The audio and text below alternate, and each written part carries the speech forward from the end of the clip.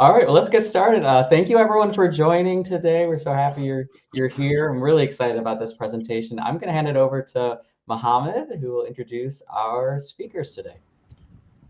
Yeah, thank you, Ron. Welcome, everyone. We have special session today. This is very much what we've been trying to accomplish with this group. The Tableau Advancement Tableau user group is to bring advancement to the Tableau instead of having Tableau goes to advancement. So today we're gonna have a session with Prisca and Jose. Um, I have both some common with Prisca and Jose myself.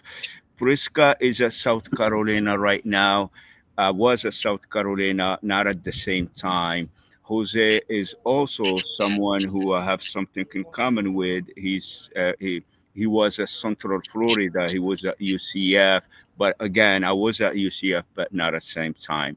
So Prisca is coming with more than 20 years of expertise. She been actually my go-to person for many years before even we have this South Carolina in common. Every time I reach out to her, she was always willing to share with me her expertise.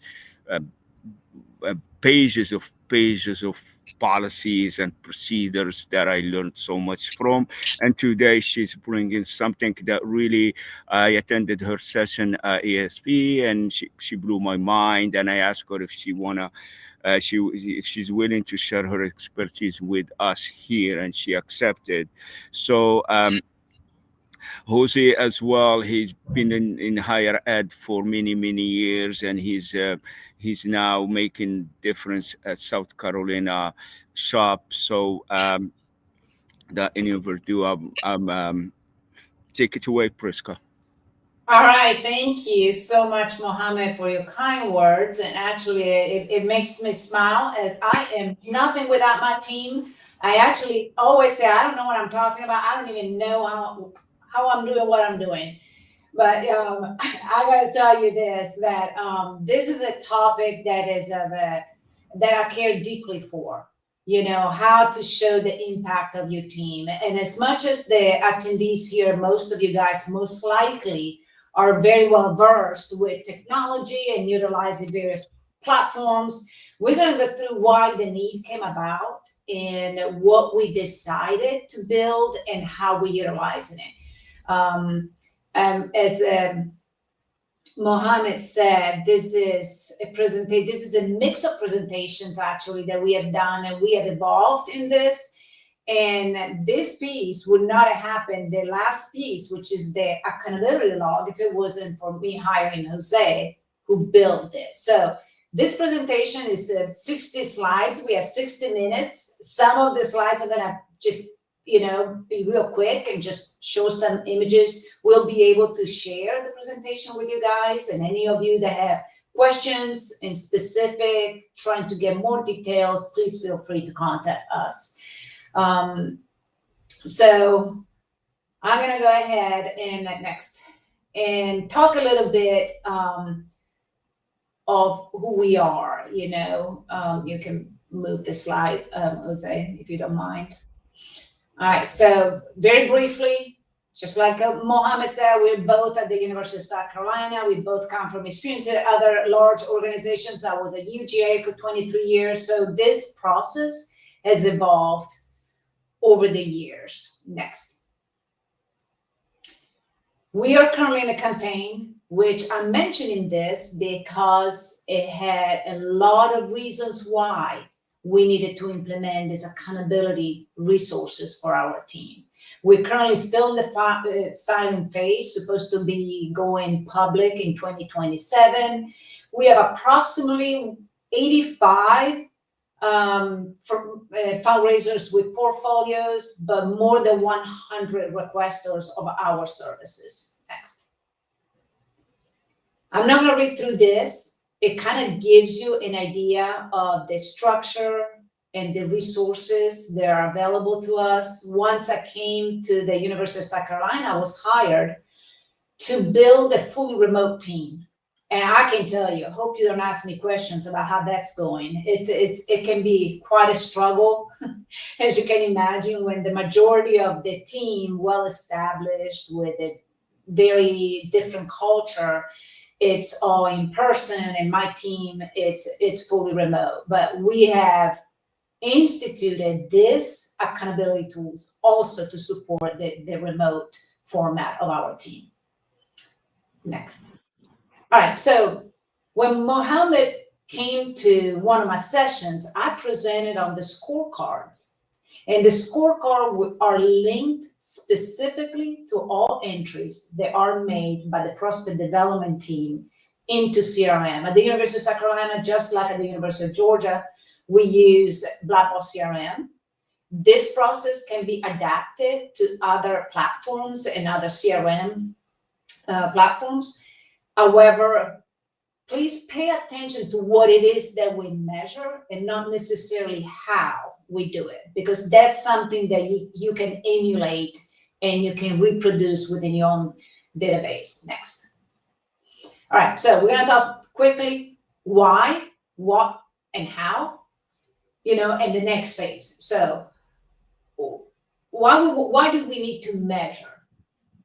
Think about this. Quite often you have campaign priorities and they talk about the goals and they tell you these are the priorities for this year, or they tell you that we are trying to support these specific initiatives. So we're trying to align what is the vision of the organization and the mission with why we're doing what we're doing. Next.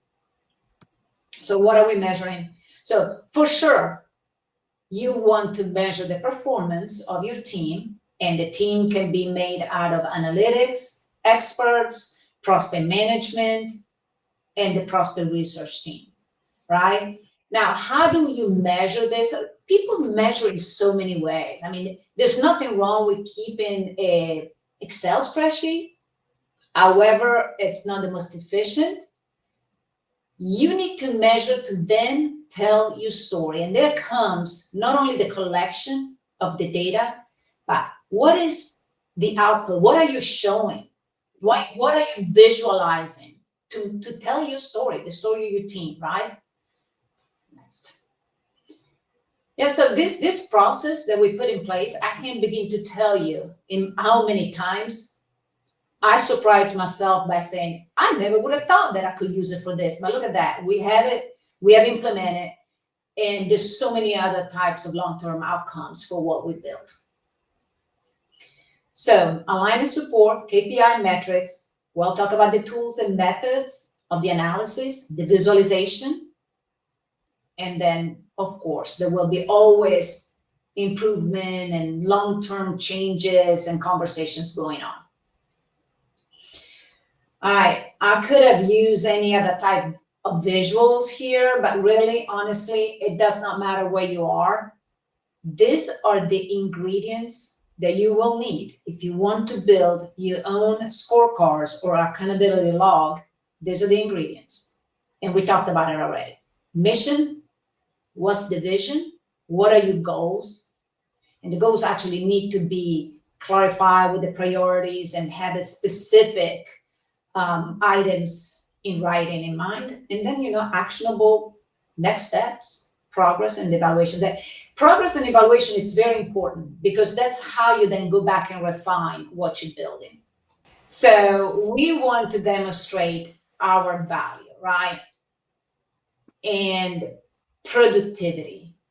But think about this. How many times you feel that your team is really doing great because you look how much they're producing, right? The output, there's so much of it.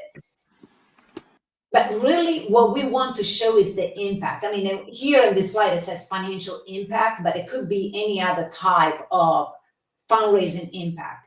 And I would challenge most of us in this team, in this group today, to really think about, are you able to demonstrate the impact?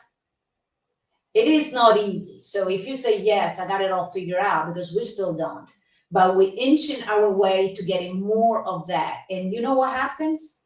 When you demonstrate the impact, you can go all the way back of what you measure, and you're going to realize I was measuring the wrong thing. That is totally unnecessary. That's a waste of time, right? Also, you're going to highlight the gaps, right? There's some missing opportunities here, right? Next. All right. So of course, everybody talks about SMART. I'm not gonna go in details of what you should measure, but keep always in mind that the metrics of what you are going to, all the ingredients of what you want to measure, they need to be specific, measurable, agreed upon. And when I say agreed upon, I'm talking about talk with your team. Say, we are going to measure this type of activity that you perform every day. Get their feedback, right? Do it together, that part. And then, of course, reasonable and time with it. So, aligned. Look at this slide. It's divided in two sections. When you measure something, take your time, make some notes, and think, I want to measure something that satisfies the campaign goals, the mission of the universities, the priority of fundraising efforts for this year, next year, right? And you can see there what I listed, the big ideas, the school and colleges, various initiatives and goals. You know, keep that in mind. Then you have to align that for your team. RPS means research and prospect strategy. So what are the goals for us? That's when you then drill it down and say, we have yearly expectations, and based on what, how do you meet your goals? Everything needs to be aligned. And when I say aligned, it'll go from mission, prospect research strategy team, all the way to individual, and you'll see more of that. All right. A lot of people, when I present, they use this slide to, map out how they're going to measure and what they're going to measure. However, let me tell you, this was just kind of like a quick draft. Jose will be going more into depth of actually what we measure. But let's not forget, what I'm talking about now, it's the scorecard that is connected with the CRM entries. So these are the items that get measured. And many of you guys that work in conjunction with the prospect management activities of your prospect development team may have experienced how difficult it is to measure prospect management activities. So we are actually measuring all that from that list. So we have, what are the expectations? Do it per year, do it per month, week, and even day. Next.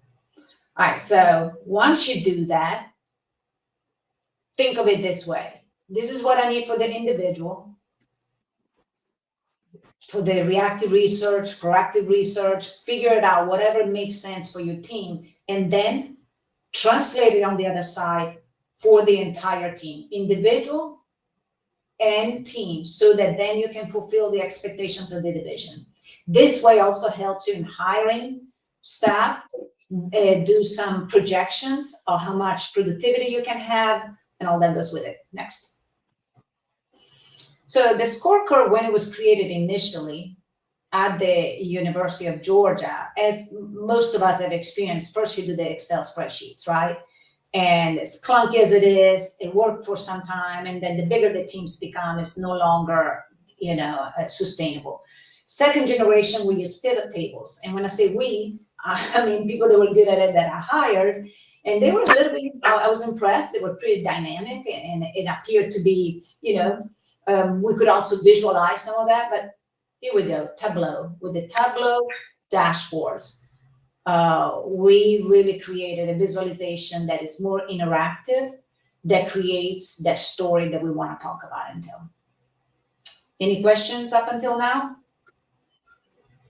All right, so you can see yourself. I would assume the majority of you guys are very familiar with what an Excel spreadsheet can do and the limitations. So here we go. That was a pretty, it's free. Most people are familiar with that. You can customize some of the formatting, but it's pretty limited, as far as the analytical capabilities. Next. The pivot tables, you can still do it. So if you don't have expertise in Tableau, you can still utilize this. And it kind of started giving us an idea. And I think actually, to be honest with you, I'm not sure at this point, but I think at the University of Georgia, I might still be using that, although there's been a lot of progress in the past couple of years. And then next with Tableau, that's what we're getting now. Next slide. So yeah, this is where we are now. And that's what we're going to show for the scorecard. We are now able to have interactive charts. And the beauty of this, that I can go and look at the what it's being completed at the end of the day, because it's refreshes daily. It's easy to filter the information, and everybody can see the progress. You can look at it per individual, and you can look at it per team. I mean, of course, you have to pay a cost. You know, you have to have the knowledge of how to implement Tableau software and all the development that goes into it, and the maintenance and the updates. But this is what we're using now. Next. So how did we start the conversation? Really, it did not take long. I gotta say that, it took us a couple of years at the University of Georgia because we were creating the process. By the time I got to the University of South Carolina, I'm like, okay, do we want to build this? I had an amazing data solution team and IT team. We collaborated, and we were able to put this together. I would say, honestly, I don't remember, but it was less than 3 months. Yes, next. All right, so I share with them some drafts. I share with the team what I had done previously, literally some charts that I had put together, screenshots, and we started developing the concept on, how to put it together into the database I was so familiar with, but never seen it produced in Tableau. So there was a designing and planning phase with one of our experts in the data solution. Then we tested it, and sure enough, not long after, we had a rollout of the scorecards for the end users. We refined it as at times we decided to measure different things. So it can be something that you can adapt to, changes in your operation and what you measure. But for the most part, this was created like all at once, implemented, and went live within like 3 months. All right, so the dashboards are interactive, and there's real-time updates. So let's not forget those very important parts. Next. All right, so the metrics. When I said to you guys that we decided it with the team, we did. I mean, there was like, if no one is asking this, I'm gonna ask for you. We had some pushback, of course, as a team that never had the accountability being measured. All of a sudden, not only you being measured, but it's transparent to everyone, right? As much as we were excited to build this, the end users are the prospect development teams. And so they're like, hold on a second. Everything now it's available for everyone to see. So we had to deal a little bit with the changing of the culture. Next. Yeah, this is a continuous feedback. So there's a rollout, user feedback, analysis, and refinement, and implementations and changes. As of now, the scorecard is utilized by both Jose, who's the director of prospect strategy, and we'll show you a screenshot of what it looks like for his team, and the director of research, Kayla, who uses it to review the entries her team makes and much more. What's important to say, in case I forget to tell you later, we can get to that slide, Jose, thank you. We use these scorecards for purposes of, Jose, maybe you want to mute. We use it for performance evaluations. Awesome. Like, how many of you guys have to, pull some reports at the end of the year, or God forbid you have an employee that is demonstrating a little bit of gaps in productivity. This is immediate. I mean, you can look at it weekly, daily, monthly. You can look at the improvement of the process. It serves so multiple utilizations. I would say for me, I produce this, a lot of reports for leadership to show the productivity for the team. in respect of fundraising success. So this slide's a little bit small. So we go to the next one. You can see.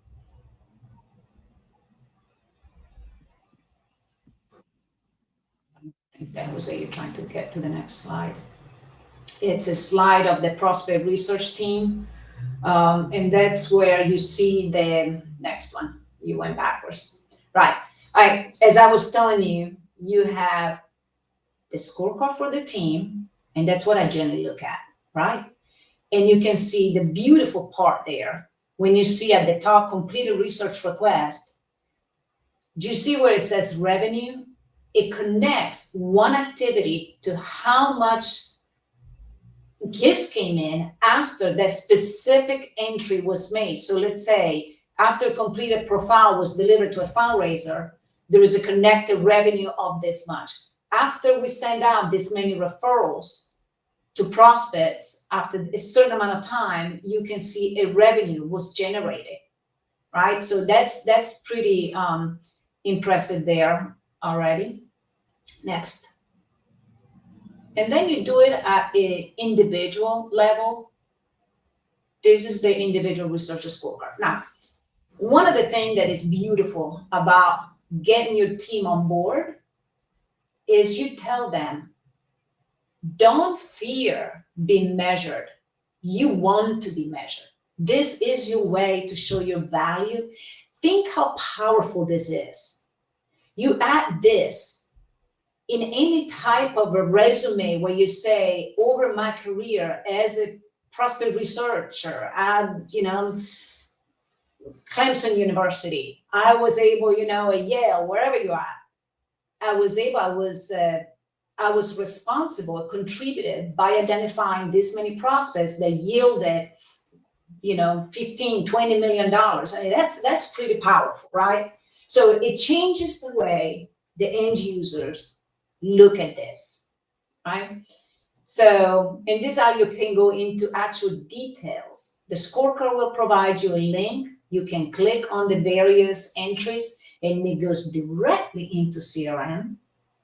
And it goes into CRM and says, hey, there was a proactive prospect that was identified by this research. You click in there and you see exactly, and of course, I didn't put the whole entire entry there. It tells you exactly what the prospect was about, what was identified, and the next activity that the fundraiser took to then, make outreach and get a gift. Next. Same thing for completed research. So there was a little bit of a, the proactive and the reactive. This is the same thing, and you can click, and it's all hyperlinks. Next. This is very useful when you send referrals to fundraisers. So the outcome of what a prospect referral did, once it enters a fundraiser's portfolio, is extremely powerful. And we'll talk a little bit more about that out of the many things that we measure, right? To really highlight the value of the work that the prospect development team does. Right. Now, for prospect strategy, what is it that we're measuring? We're pretty much, it's a little more difficult. It's not so much quantitative as it is for prospects research. It's more, we're looking at how meaningful contacts have we reviewed, how many plans have been created, how much revenue we're associating to such opportunities, plans made historical. So it's a little more difficult to put set metrics for prospect strategy or prospect management side of the shop. But then we do have a scorecard that does capture some of this information based off CRM, in which this is kind of a snapshot of what the prospect strategy scorecard measures, in which, again, it'll cover per researcher how many interactions are being reviewed based on their goals that we establish on a yearly basis, how many plans have been opened, how many plans have associated revenues to them, and how many sessions are they meeting, how many strategic deliverables are they sending out. So this is as a team, but we also have it down similar to how the research side has, down to on a strategist level. You can break it down per employee. So then at the end of the year, when you have a performance evaluation, you're able to pull information based off CRM that's live and interactive of how many interactions did they review? Did they meet that goal? Did they exceed that goal? The same thing where qualification plans open, whatever metrics that you're trying to establish, that's how USC is using these strategy scorecards based off of what CRM is doing. So again, it's another version where we can drill down. We can see the interactions themselves. Hey, what type of what unit were we looking at? The interaction, which fundraiser was it? The quarterly portfolio review meetings that we do have. Who was it with? What unit were we supporting? Was it online? Was it in person? The strategy session details. Again, what was it that was delivered to who and what strategist did that? So it kind of gives us a deep down into it. At the same time, if we were to even drill down even further in this Tableau dashboard, it can link us directly into Blackboard CRM as well. So again, this is a more qualification plans. We drill down, okay, what plans were opened? What stage were they in? Was it a prospect referral? Was it just a qualification plan opened up organically by the fundraiser? So it gives us kind of a snapshot in details of pretty much anything that on the prospect management or prospect strategy side of the shop is looking at within the scorecard. As of now, is there any questions? Nope. Okay, so we continue drilling down and we can see how many plans that we're closing out, sunsetting, or in our case, making historical. Again, for down to who the constituent was, to what unit, what plan stage they were when they were made historical, if there was an opportunity associated to it, meaning was it rejected or was it canceled? We can have all that data kind of at a moment's notice. In case, especially right now, as we enter going towards a public phase of a campaign, leadership may want to know at the end of the day, how many plans are we making historical in a quarter? How many plans are being opened in a quarter? Or how many contacts have been reviewed on a monthly basis? We'll be able to provide that information quickly on the fly as leadership's requests do happen to come in at a moment's notice. So again, this is the other one for revenue associated. We can break it down in the way in USC, how we're handling it is based as we as strategists are in charge of the opportunity from A to Z, pretty much from when research sends it over to as a referral and it becomes accepted, we'll open it up as a prospect plan and kind of track it all the way to from qualification, cultivation, solicitation to eventually closing out the gift and solicitation. So this is pretty much where our as a team and as an analyst, we can see how much revenue we have been linking on an annual, quarterly, or monthly basis. Yeah, and here we're talking here about how do we use the scorecard to measure the impact that the prospect development team is making. So based on what we talked just about now, you're getting a pretty good idea, right? And what Jose just said, it's not just to create reports, because you can pull reports all the time, but we, if it says, who is the prospect strategist that had the most that revenue connection, he can pull that data immediately through the scorecard, right? So this is helping us to evaluate the impact of our team, especially if you say, one of the things that during a campaign we look very closely to is how many new names, how many new leads have you sent to fundraisers' portfolios, and what happened to those? Scorecard will highlight that, as Jose said, in seconds. And I can pull how many referrals were sent by this researcher, how many that he or she sent were accepted by a fundraiser, how many were rejected, how many ended up moved into cultivation. So this is pretty powerful, right? Including what is the conversion rate, right? We can measure the percentage of referrals, new leads, the principal gift or a major gift level that went through the referral, the outreach, visit, all the way to gift. So this is pretty powerful. If you look at in an evaluation spreadsheet for an individual, for a team, I'm able to say to leadership, my team was single-handedly responsible for identifying these prospects that would have never been in a cultivation phase now if they did not send them and put them through the referral tracking system in CRM. Some of them now are making gifts, right? Give it time and you will see that. So then you can actually present the revenue that was generated from this, right?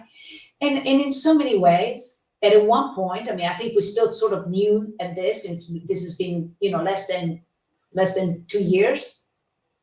At one point, we're going to be able to say, hey, this is the value that now we have acquired additional donors, all because we can track that, right? All right. So, and again, Jose, I can hear. The tracking system, the referral tracking system is one of my favorite customizations that we made. I had a version of this at UGA. I'm so impressed with this one. Everything, all the hyperlinks can be clicked. It tells you if once a researcher sends a referral to a fundraisers, it immediately, the prospect strategy team creates a prosper referral plan, a seamless process. This is so impressive. You can go in the referral tracking system and pull what school, college, and units they've been assigned to, what stages they're in, whether they have been accepted, rejected, they've been re-referred, and you can get the visuals of this. You can sort it based on a fundraiser, researchers that assigned. Beautiful, very easy to implement. Next, and this is a slide, the next one, that I have shared because it has a lot of value to me. It's a slide that highlights, if you can, next, yeah. This highlights, I put this together, I think, it was probably 2022 or maybe earlier than that. It was in a more rudimental process, but this tells you this individual, the total revenue that came from this researcher, this one person, in 1 year, the total revenue from the referrals that she sent was 4.36 million. That revenue would not have come if she did not send these leads, right? Well, this just so happened to be my current director of research, Kayla Lee, who identified that. And I use this slide to say there is a value to it, right? She then progressed and went to another university and then was hired back within my team. She can demonstrate the value. Just think about that for yourselves and for your team, right? Yeah, this is something that Jose can briefly talk about, how actually the outcome reporting by fundraiser. So basically here, what we're tracking is similar to just a deep down of per fundraiser, what it is that they're doing with these referrals. How many the Prisca's team on the prospect research side, did they send out, Kayla, to the number of how many principal gift level, major gift level referrals, to what actually happened with these. Did they become historical? Are they still active? Are we pending a response? To the contact methods in which they were, once they were accepted, how are they reaching out to them? Are they consistently reaching out via email? Is it just in person, by mail, by phone calls, which gives the prospect strategy side an ability to say, hey, if you're reaching out to them 3-4 times via email and you're not obtaining traction, is it something that we should do? Should we provide you new contact information, whether it's a new phone number, different email address or whatnot? So we use this kind of as a way of seeing and engaging. Hey, before you make that historical, did you try different avenues of connecting with these referrals? Because essentially we want to increase the ROI of whatever Kayla's team on the research side is doing to move them into the cultivation stage and potentially close out these gifts. All right, so this is how the scorecard really starts making an impact with the individual analyst, and whether it's a researcher or anyone else in the team, whatever the function is, you actually can see how effective am I when I send these referrals to fundraisers, because each of us have their own way, right? Sometimes I call up a VP and say, no, you really want to go and call this prospect. Let me talk to you through it. Eventually, you will see that that referral not only was accepted, as you can see there in the chart on the status, but that there was actually a gift that came in, right? And how many were principal gift. So You can start seeing a trend if a researcher constantly only sends major gifts, if they get rejected, right? So you can then coach your staff based on what the scorecard tells you. And then the count of gifts. I mean, and this was only in a few months. We don't have enough data since the team is still sort of young. But can you just imagine in someone's career how valuable this can be next? And here we go. That's actually what the scorecard looks like. And we have highlighted at the bottom where it says prospect referrals. And we actually have a grand total of how much money, how many gifts came in with an actual revenue figure there that you can't see, but it's there. And, from the accepted referrals, and you can actually see that because it is connected to revenue that came after the referral was sent and a plan was created. So it's directly comes after the activity of a researcher. So yeah, so to me, what we did and what we're doing and what everyone should, in my opinion, attempt to do is to create the impact that you're making. Now, you saw it at the beginning. A scorecard also takes into consideration the impact that, let's say, a prospect profile, a reactive research had. So someone was going to ask for a major gift, but the profile tells you otherwise. This individual is transformational capacity. So they change the opportunity, they change the ask. That will also have a revenue attached and say, hey, look, after this many profiles, this is the impact that we have. But you can also do the opposite. You can say, hey, this activity does not yield any impact that makes any sense. We might want to stop producing that particular profile type or meeting, whatever that is. Questions about any of this? All right, so we just did this. I think it was Jay and I when we presented at APRA this summer. Those numbers have changed exponentially, but keep in mind that this was a fairly new process for us, and that we're doing this as we're building a team. But this is to give you an idea of the type of data that you can showcase. And you can do this any given time. And you can go to leadership and say, hey, listen, we're not doing too well here because we send this many referrals. And 75% of those were accepted or we referred. And we have mostly emails. So we already can tell only people don't really like to make outreach by making a phone call. We have more emails. We have 61 first meetings. Out of this number, we have 7 prospect solicitations. So you can start building here your expectation. And you can say, I am projecting for next year to increase the solicitation out of the prospects that were identified from referrals. How much money came in from these referrals? That's too low, right?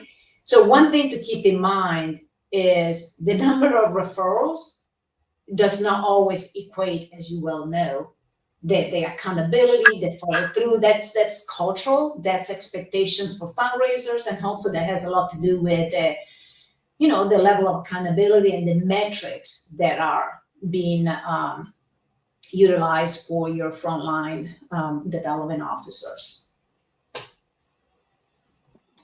So this is where Jose is going to talk about this policy of, we measure all that.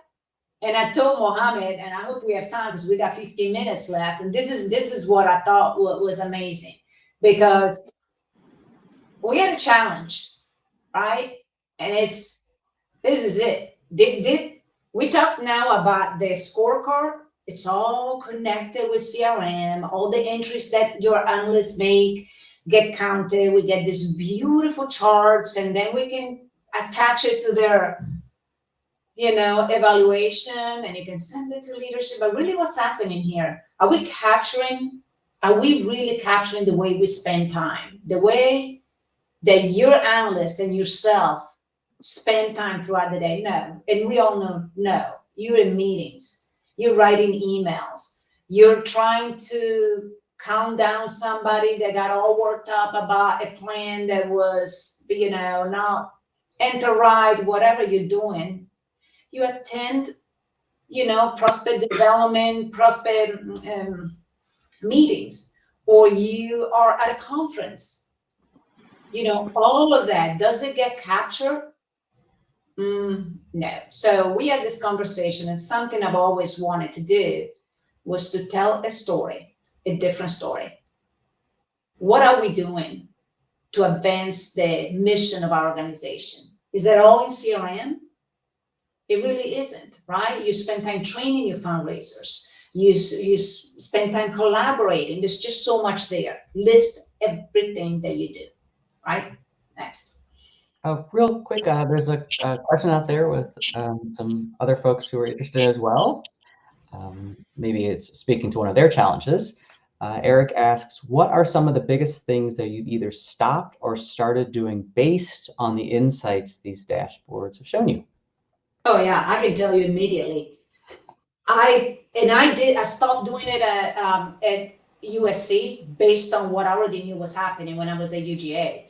I really literally flipped the script by making 80% proactive and 20% reactive as far as research. The reactive research was not moving the needle as much as the proactive research. So that I was able to show that.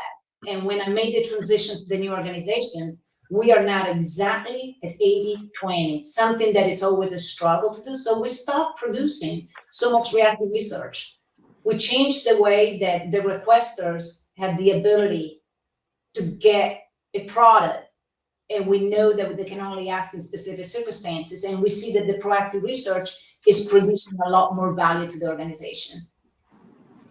And I have to say, and that's a great question, I have to say I would have never ever been able to convince leadership that this was the way to go, because although so much has improved and the technology has gotten so amazing, leadership is still fixated quite often, and development officers is like, give me the whole 20 pages profile, give me the whole corporation or foundation, whatever summary. And you're like, okay, well, I'll spend a whole week putting this together, but what are you going to get out of it? So this was a tool that allowed me to make that point, and there was no argument after that. Outstanding. Thank you. Perfect. So as Prisca was mentioning, the importance of the next evolution, which is the log, it's capturing that invisible work.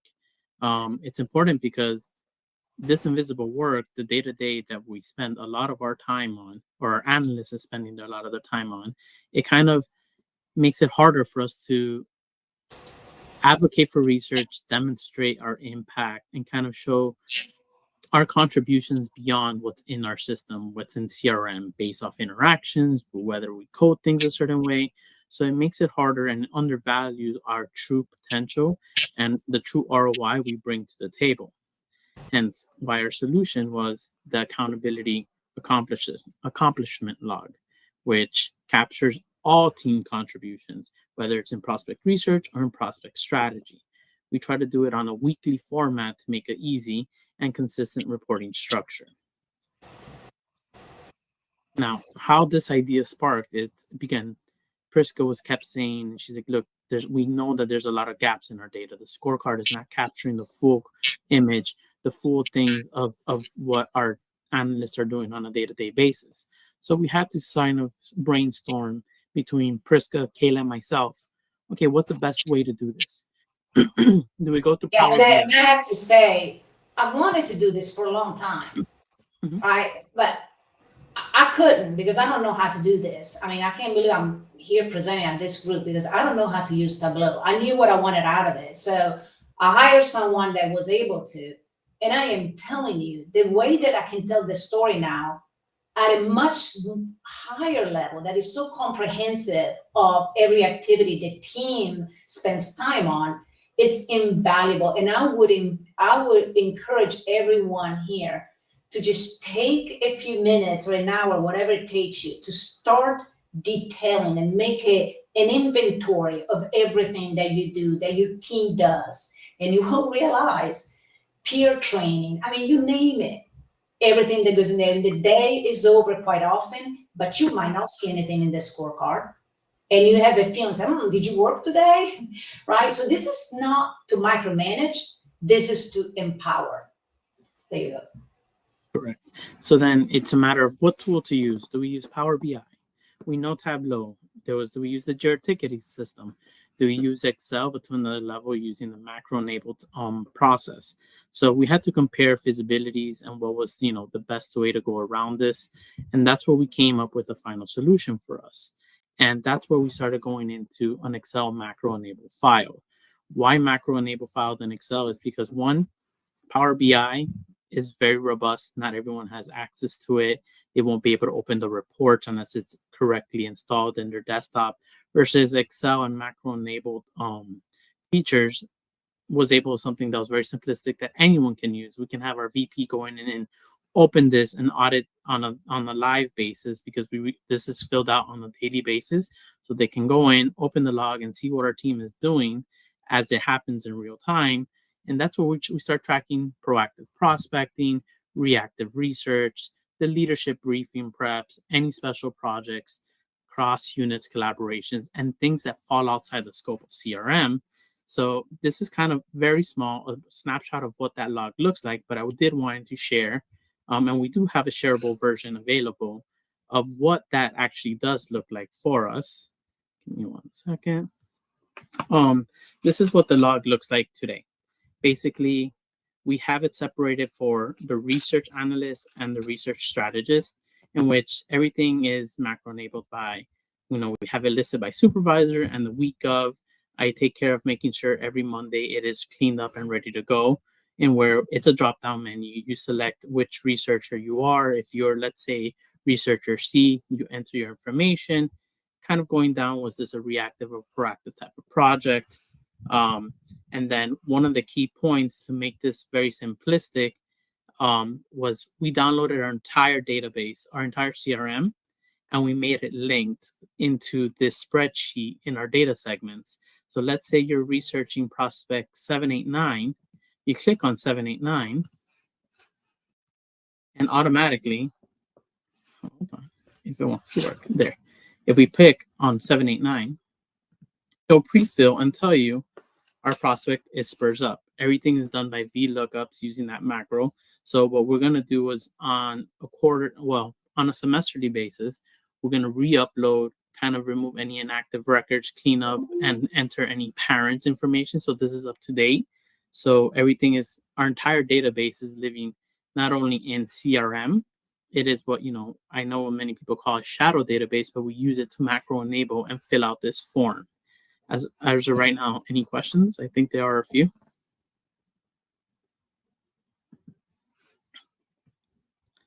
Oh, that was just okay.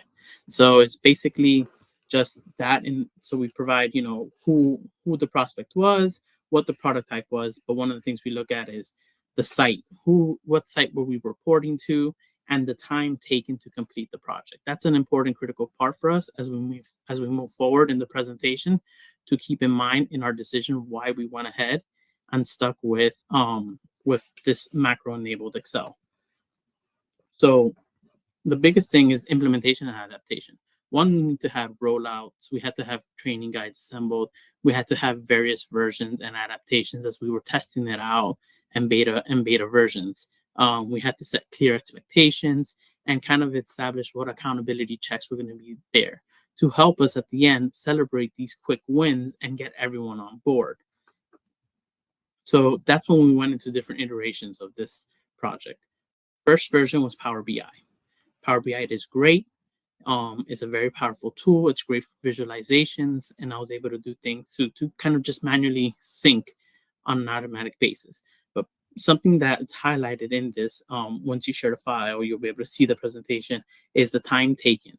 That's a very key important aspect in which we were trying to get a point across of how long it's taking us to do certain things that CRM does not track. Power BI has a limitation with the SQL coding, that it doesn't provide the sum of hours. It provides the count, but it doesn't provide a sum. So right then and there, once we got to a certain point of developing everything, I realized after reaching out to numerous people in the industry, it's Power BI for that specific iteration for visualization was not the right tool. So we entered into what we are now, which is a version 2 macro enabled system, and where we're able to provide the equations for the time taken and be able to present it in real life to be able to overcome some of the challenges and do things. So one of the things, again, Prisca can even iterate on this, it's how do we get the team buy-in?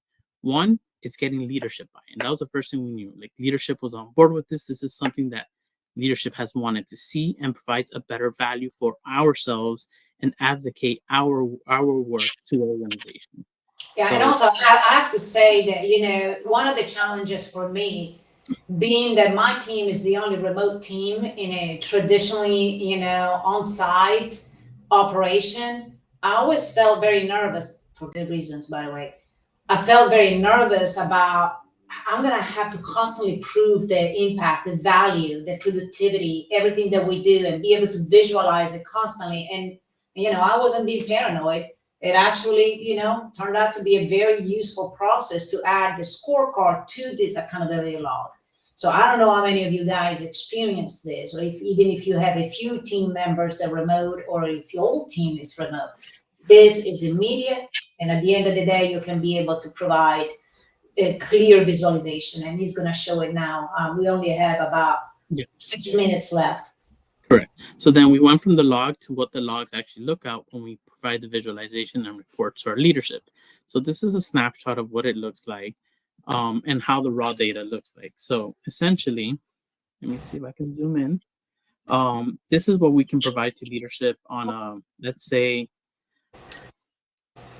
they can request it weekly, monthly, or on a quarterly basis. This is for the Office of Prospect Research. It lets us know, let me zoom in slightly more.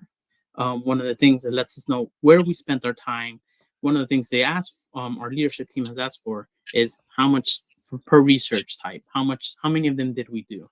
How many pre-qualifications were completed year to date? How many referrals were sent out? How much of it was proactive versus reactive, so that we make sure we're in that 80-20 field. We also did it. Measure. It's not necessarily just to measure my team. I had a question was, hey, hold on a second. How much time you guys spending with Corporate Relations Foundation? And then you show it as like, hold on a second. Or a specific fundraiser that might be in a, performance improvement plan, but it's requesting a lot of work from us. So there's many behind the scenes reasons that justify this level of detail. Correct. And that's why here we kind of outline by site what is the count that we're doing. And most of it is actually for our leadership team, followed closely by a corporate foundation relations team. So we kind of have to assess, why are we spending so much time with corporate foundation relations?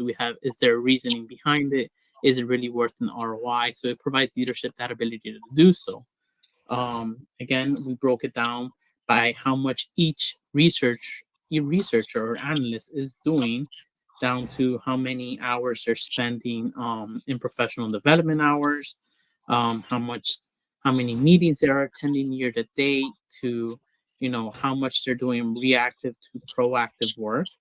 And this is available to be sent over to our leadership team at a moment's notice, since all I have to do is kind of refresh all the coding tables, so they're able to see, okay, this researcher is doing the most on this and most on that. But one of the most powerful impacts, it's the time recorded. Why we were focusing so much on that is so that we can see where it is on a per analyst basis, where their time is being spent.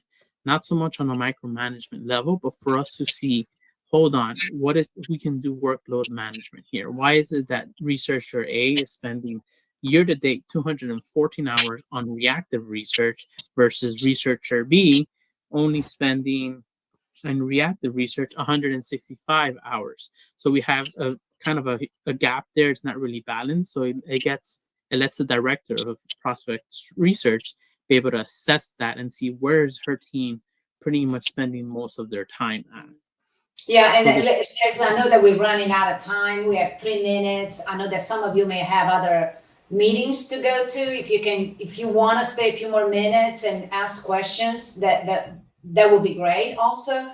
But I gotta tell you, two of the uses that I've made out of this, it's actually what vendors, what resources do we use that we should keep? Because one of you guys actually asked me, you know, what are some of the biggest things that you either stop or started? You know, it just came to mind now that I'll use it to justify, you know what, we cannot interrupt the subscription, can come up with that word, for this particular resource because that yielded the most revenue. It was the referrals identified by using, I don't know, I'm going to use some examples. Blue Ridge Data has the highest score of impact of activities in referrals. So there you go. Or the opposite. You say, hey, you know what? We paid all that money for this, proactive research resource, but, we actually don't use it that much, right? And as far as time spent, I do know, and Jose said it might sound extremely micromanaging, but the bottom line is this: leadership always asks more. They want more of something. And I'm like, all right, this is not humanly possible. You want twice this impact? Give me twice the team.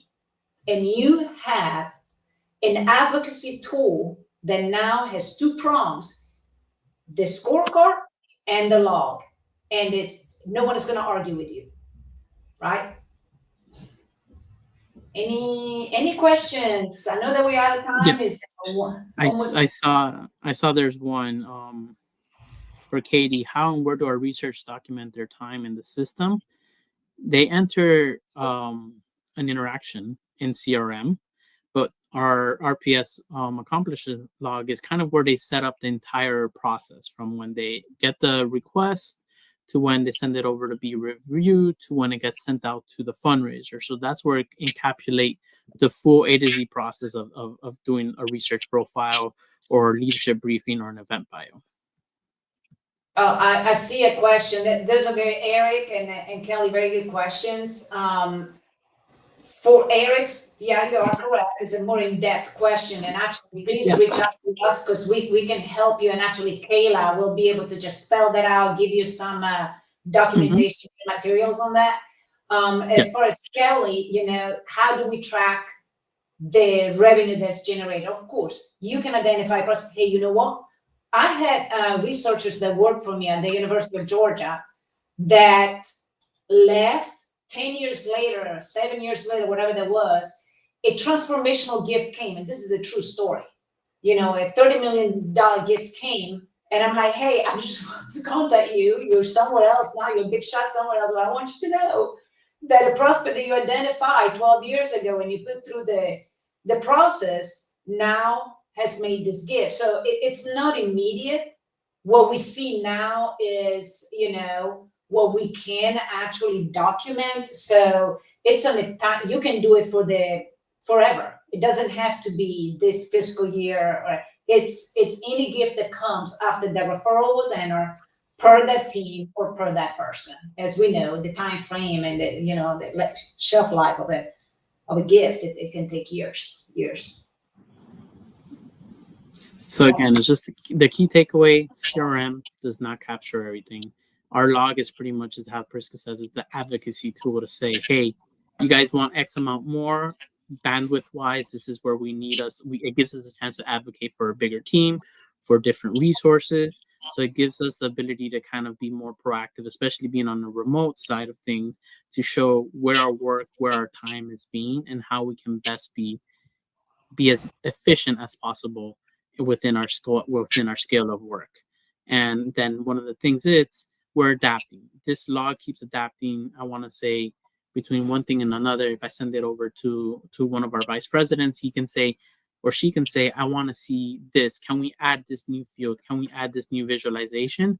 That's why we're capturing so much information, and our team finding now gets it. Seeing those impact reports, they now see, okay, big term picture. This is what it's showing, and it allows us to kind of be more flexible and show different visualizations at a moment's notice as leadership is thinking and see these on a monthly basis. There, Mohammed. Okay, well, thank you so much, Prisca, Jose. Thank you, everyone, for attending today's session. And again, it will be recorded and shared. And you can always reach out to Prisca and Jose directly for whatever other question you may have for them. And enjoy the rest of your day. Thanks a lot. Thank you. Thank you so Thank much for the Bye. presentation. Wonderful. Bye. Thank you. Bye.